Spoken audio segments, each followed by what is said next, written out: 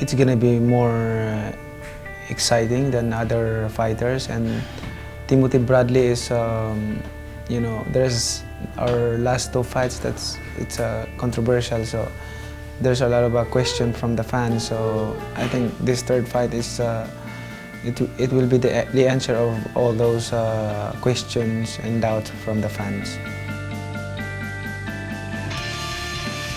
I didn't change my game plan. I didn't change my techniques, my strategy.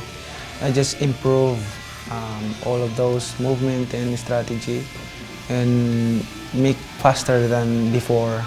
And speed is the key to win the fight.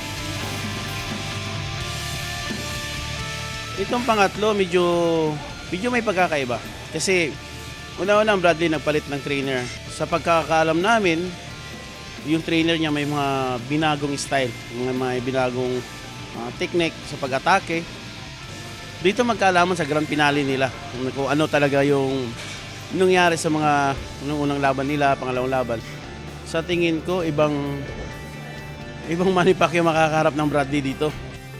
Maraming salamat sa dasal at suporta mula noon hanggang ngayon.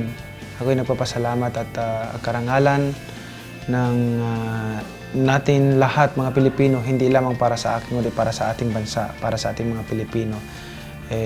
Laging nandyan po dahil ang Panginoon laging kasama natin. Maraming salamat po sa inyong lahat. God bless you all.